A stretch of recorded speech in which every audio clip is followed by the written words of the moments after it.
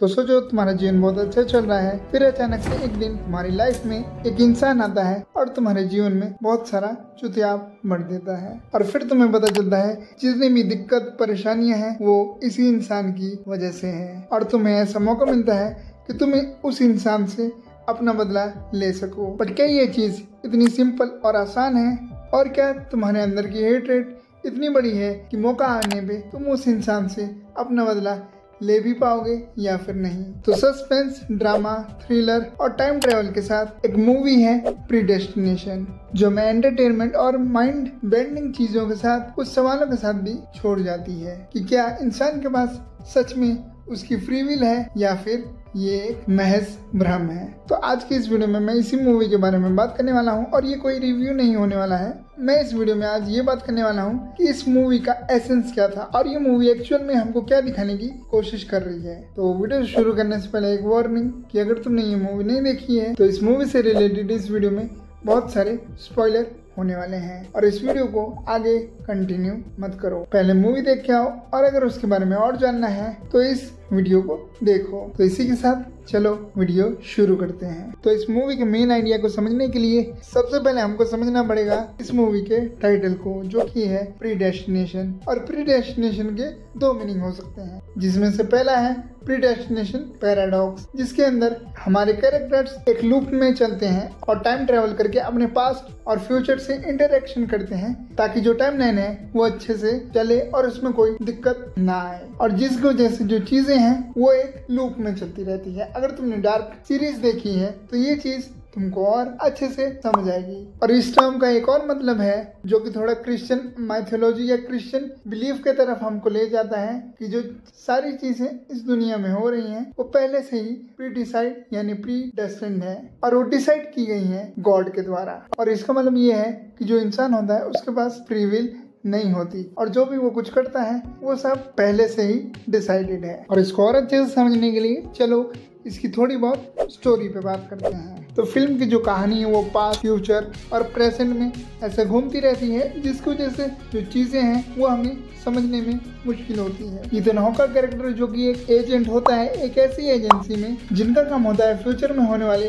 Dangerous event को होने से रोकना ताकि दुनिया में शांति बनी रहे। और इथन हॉक का कैरेक्टर मूवी के अंदर एक टेररिस्ट को रोकने की कोशिश करता है जो कि एक बॉम्ब ब्लास्ट करने वाला है, जिसकी वजह से 10,000 लोगों की मौत होने वाली है। और इस टेररिस्ट का नाम होता है फिजल बॉम्बर। इस चीज को करने के लिए वो बार बार टाइम में आगे पीछे यानी कि टाइम में ट्रेवल करने लगता है, बट वो बार बार इस टेररिस्ट को रोकने में अनसक्सेसफुल हो जाता है। और फिर हमारा मेन कैरेक्टर, जिसको अब हम बारके के नाम से डिनोट करेंगे, वो एक बार में काम करने लगता है और एक दिन वहाँ पे एक कस्टमर आता है जिसका नाम होता है जॉन। और फिर वो दोनों आपस में बात करने लगते हैं और फिर हमें जॉन के पास्ट के बारे में पता चलता है कि वो बचपन में एक लड़की था और उसको एक रेयर कंडीशन थी जिसकी वजह से उसकी बॉडी में मेल और फीमेल दोनों ऑर्गन थे, जिसको ठीक करने के लिए उसका जो फीमेल रिप्रोडक्टिव ऑर्गन है उसको रिमूव करना पड़ा, यानी कि उसको एक मेल में ट्रांसफॉर्म होना पड़ा। और जॉन के पास की कहानी लगभग इस मूवी के हाफ टाइम से भी ज्यादा देर तक चलती है, जिसके अंदर हमें पता चलता है कि जो जीन का कैरेक्टर है यानी जॉन का फीमेल सेल्फ, उसका बचपन कितना मुश्किल था और कैसे उसे एक आदमी मिलता है जो कि उसे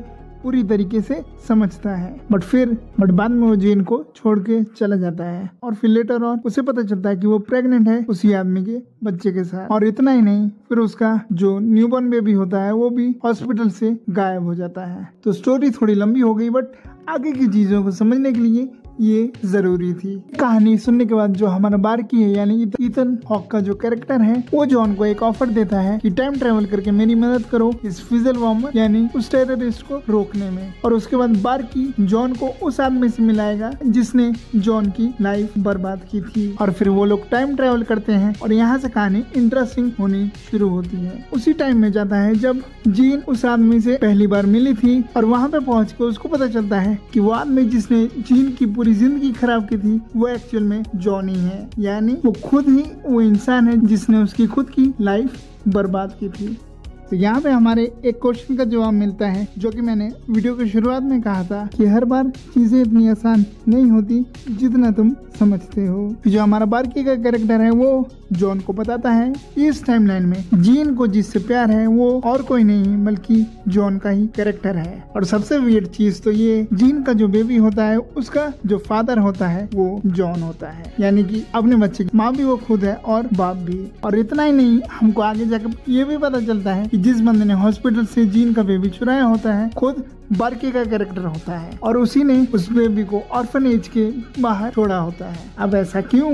तो इसका आंसर है ताकि टाइमलाइन ऐसी चलती रहे। और इतना ही नहीं, आगे जाके हमको ये भी पता चलता है जीन का बेबी है जिसको बाकी पर ने इंस्टॉल किया था वो और कोई नहीं बल्कि खुद जीन ही है। आगे जाके एक और ट्विस्ट डिस्क्लोज होता है कि जो बार्की का कैरेक्टर है यानी ईथन हॉक वो और कोई नहीं बल्कि जॉन का फ्यूचर वर्जन है, यानी कि जॉन जो उस बार में आया, ईथन हॉक का कैरेक्टर जो उस बार का बारटेंडर था, जीन और जीन का बेबी सब एक ही कैरेक्टर है। आई नो यहाँ पे चीजें थोड़ी कॉम्प्लिकेटेड हो गई हैं, बट जो है मूवी में यही है। और चीजें यहाँ पे खत्म नहीं होती बल्कि अभी एक और मेजर ट्विस्ट हमको देखने को मिलता है। जो फिजल बॉम्बर यानी कि जो टेररिस्ट होता है जिसने बहुत सारे लोगों को मारा होता है वो भी और कोई नहीं बल्कि सबसे ओल्डेस्ट वर्जन होता है बारटेंडर का, यानी कि जो बारटेंडर है उसका फ्यूचर वर्जन। अब यहाँ पे चीजों को थोड़ा क्लियर करते हैं और जितने भी कैरेक्टर की मैंने बात की उनके बारे में समझते हैं।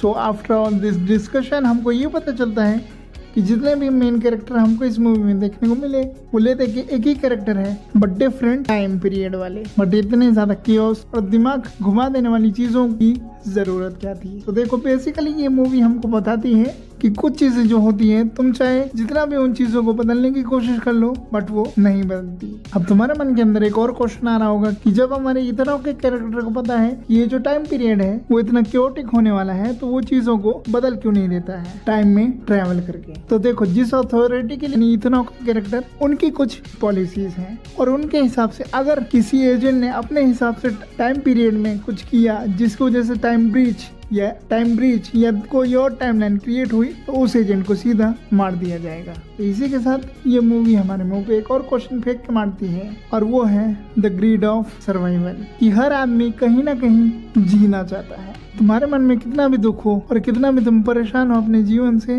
बट इंसान के अंदर एक लालच होता है और वो लालच होता है जीने का, और वो कुछ भी करके जीना चाहता है। इसीलिए जो ईथन हॉक का कैरेक्टर होता है अगर वो टाइमलाइन में कुछ चेंज करेगा तो या तो उसको मार दिया जाएगा उस ऑर्गेनाइजेशन के लोगों के द्वारा, या फिर अगर उसको टाइमलाइन और बेटर करनी है, ये सारा क्योस खत्म हो जाए तो उसको अपनी एग्जिस्टेंस मिटानी पड़ेगी। और इस वीडियो में दूसरी बार मैं डार्क सीरीज को मेंशन करना चाहूंगा। तो अगर तुमने वो सीरीज देखी है तो उसकी एंडिंग में भी कुछ ऐसा ही होता है। जब मार्था और जोनस के कैरेक्टर को पता चलता है कि पूरी सीरीज में जितनी भी सारी चीजें हो रही थी उनका रीजन उन दोनों की एग्जिस्टेंस थी, और उन सारी चीजों को ठीक करने के लिए मार्था और जोनस अपना सेक्रीफाइस कर देते हैं, जिसकी वजह से चीजें तो नॉर्मल हो जाती हैं बट उन दोनों का एग्जिस्टेंस जो होता है वो खत्म हो जाता है। तो ऐसा ही कुछ था इस मूवी में कि अगर चीजों को ठीक करना है तो हमारे मेन कैरेक्टर को उसकी एग्जिस्टेंस मिटानी पड़ेगी, और वो खुद के कैरेक्टर को यानी फिजल बॉम्बर को मारता तो है